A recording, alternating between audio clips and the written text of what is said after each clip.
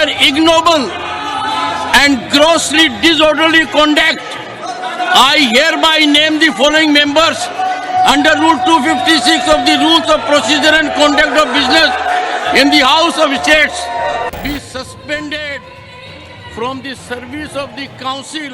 मेरा आग्रह है आपसे कि आप चर्चा करें, संवाद करें। ये तख्तियां लेकर सदन में मर्यादित आचरण नहीं है। नमस्कार, आप देख रहे हैं एयर न्यूज।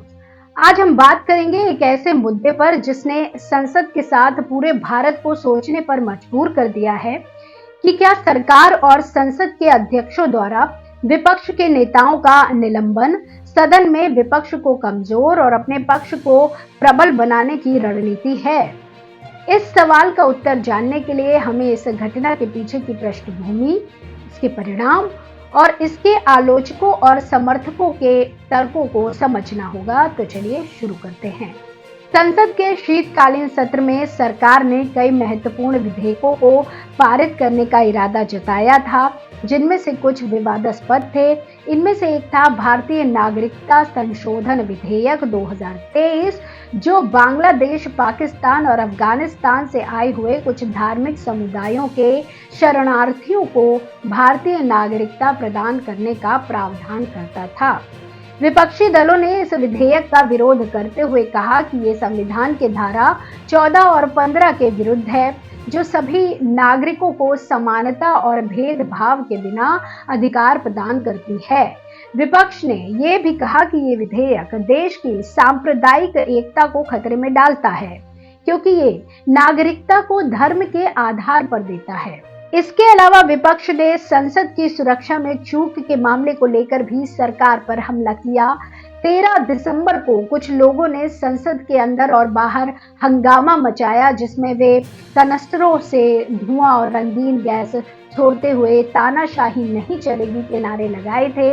विपक्ष ने इसे एक गंभीर सुरक्षा लापरवाही बताया और केंद्रीय गृह मंत्री अमित शाह के इस्तीफे और बयान की मांग की। आपको बता दें कि सरकार ने इन आरोपों को खारिज किया और कहा कि विपक्ष बिना बात के हंगामा मचा रही है, जिससे संसद की कार्यवाही में बाधा पैदा हो रही है। सरकार ने कहा कि विधेयकों को बहस के बाद ही पारित किया जा रहा है और विपक्ष को भी अपनी राय रखने का मौका दिया जा रहा है। सरकार ने यह भी कहा कि संसद की सुरक्षा की जिम्मेदारी लोकसभा और राज्यसभा के अध्यक्षों की है और वे इस मामले में कार्रवाई कर रहे हैं। इसके परिणाम स्वरूप विपक्ष के विरोध और सरकार के अड़े रहने के बीच संसद में तनाव बढ़ता गया। 14 दिसंबर को राज्यसभा में भारतीय नागरिकता संशोधन विधेयक पेश किया गया, जिसके बाद विपक्षी सांसदों ने इस विधेयक को रोकने के लिए सदन में हंगामा मचाया और विधेयक के खिलाफ नारे लगाए। वे विधेयक को वापस लेने और इस पर जनमत संग्रह करने की मांग करते रहे, लेकिन सरकार ने अपनी बहुमत का फायदा उठाते हुए विधेयक को राज्यसभा में भी पारित कर दिया, जो पहले ही लोकसभा में पारित हो चुका था। इससे विपक्ष को एक बड़ा झटका लगा और वो इसे लोकतंत्र के लिए एक काले दिन की घोषणा करने लगे। 15 दिसंबर को ही विपक्षी सांसदों ने अपने विरोध को और तेज कर दिया और सदन में अध्यक्ष के आसन पर जाकर बैठ गए। वे अपने हाथों में तख्तियां लेकर विधेयक को रद्द करने और गृह मंत्री को इस्तीफा देने की मांग करते रहे। इससे सदन की कार्यवाही बाधित हो गई और अध्यक्ष को सदन को बार बार स्थगित करना पड़ा। अध्यक्ष ने विपक्षी सांसदों को अपनी सीटों पर जाने और शांति बनाए रखने का आग्रह किया, लेकिन वे इसकी परवाह नहीं किए। अध्यक्ष ने विपक्षी सांसदों को अनुशासनहीनता और सदन के नियमों का उल्लंघन करने का आरोप लगाया और उन्हें चेतावनी दी। इसके अगले दिन 16 दिसंबर को विपक्षी सांसदों ने अपना विरोध जारी रखा और सदन में फिर से हंगामा मचाया और नारे लगाए। अध्यक्ष ने इसे असहिष्णुता और अक्षमता का प्रतीक बताया और विपक्षी सांसदों को तुरंत सदन से बाहर निकालने का आदेश दिया, लेकिन सांसदों ने इसका पालन नहीं किया और सदन में ही बैठे रहे। 17 दिसंबर के दिन अध्यक्ष ने विपक्षी सांसदों के खिलाफ कड़ी कार्रवाई की और उन्हें सदन से निलंबित कर दिया। लोकसभा में 13 और राज्यसभा में 45 विपक्षी सांसदों को सदन के शेष दिनों के लिए निलंबित कर दिया गया। इससे पहले भी 14 विपक्षी सांसदों को 13 दिसंबर को निलंबित किया गया था। इस तरह कुल 92 विपक्षी सांसदों को सदन से बाहर कर दिया गया, जो संसदीय इतिहास में पहली बार हुआ था। इससे विपक्ष की ताकत आधी से भी कम हो गई और सरकार को अपनी मर्जी के अनुसार सदन में विधेयक पारित करने में आसानी हो गई। आपको बता दें कि इस पर निलंबित सांसदों और उनके समर्थकों ने कहा कि सरकार ने अपने बहुमत और शक्ति का दुरुपयोग करते हुए विपक्ष की आवाज को दबाने की कोशिश की है। इसका मकसद केवल एक ही है, विपक्ष की आवाज को दबाना और सरकार के द्वारा पेश किए गए विवादित बिलों को बिना चर्चा के पास करना। इसी सत्र में सरकार ने कई ऐसे बिल पास किए हैं जिनका सीधा असर देश की लोकतंत्र, संविधान और न्यायपालिका पर पड़ेगा, जैसे विधेयक संशोधन विधेयक 2023। इस विधेयक के तहत राष्ट्रपति को विधेयकों को अनुमोदित करने का अधिकार हासिल था, लेकिन अब राष्ट्रपति को किसी भी विधेयक को वापस भेजने या उसमें सुधार करने का अधिकार नहीं रहेगा। इससे सरकार को अपनी मर्जी के अनुसार कानून बनाने और लागू करने में आसानी होगी। दूसरा विवादित बिल न्यायपालिका संशोधन विधेयक 2023 है। इस विधेयक के तहत सरकार को उच्च न्यायालय और सुप्रीम कोर्ट के जजों की नियुक्ति, बर्खास्तगी का अधिकार मिलेगा। इसका मतलब है कि सरकार को अपने हितों के अनुरूप जजों को चुनने, हटाने का अधिकार होगा। इससे न्यायपालिका की स्वतंत्रता और निष्पक्षता पर प्रभाव पड़ेगा।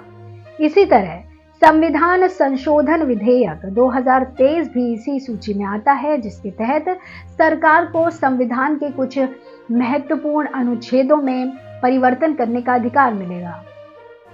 आपको बता दें कि भारतीय संविधान के अनुच्छेद 15 में धार्मिक, जातीय, लिंग और जनजाति के आधार पर भेदभाव न करने का प्रावधान है।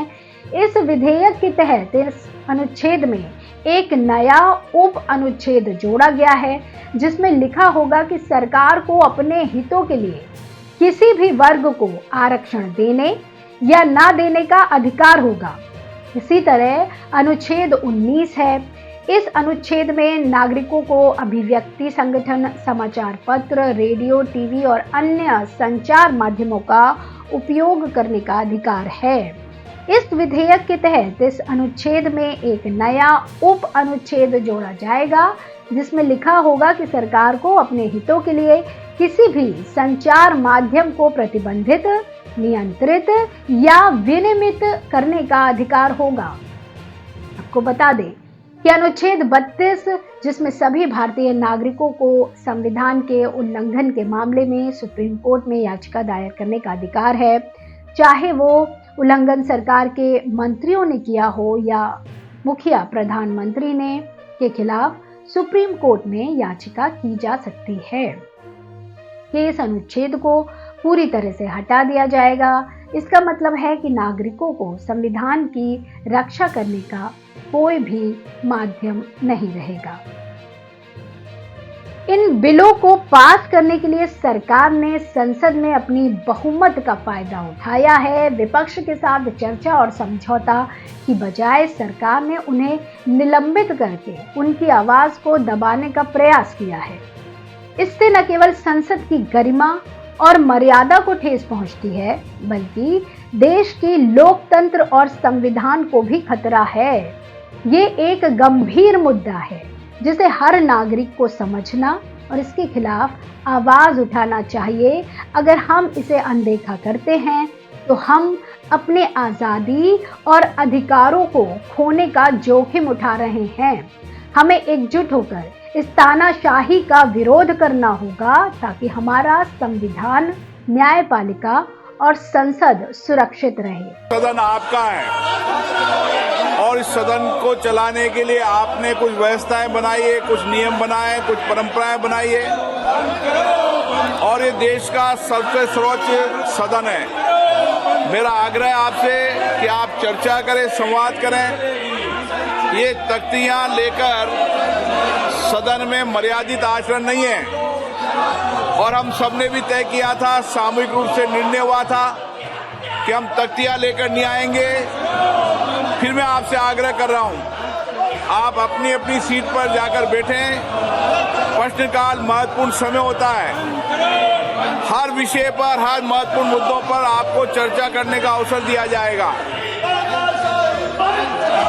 ये सदन आपका है। सदन की मर्यादा बनाना हम सबकी सामूहिक जिम्मेदारी है और सदन हमेशा नियमों, परंपराओं, प्रॉपर्टियों से चलता है। मैं आग्रह करना चाहता हूं आपसे कि आप अपने अपने आसन पर विराजे, प्रश्नकाल को चलने दें। माननीय सदस्यगण, तख्तियां लेकर सदन में नहीं। अगर आपको ये वीडियो पसंद आया हो तो इसे लाइक, शेयर और कमेंट करें और अगर आपने अभी तक हमारे चैनल को सब्सक्राइब नहीं किया है तो एयर न्यूज़ को सब्सक्राइब करें और बेल आइकन को दबाएं ताकि आपको हमारे नए वीडियो की सूचना मिलती रहे।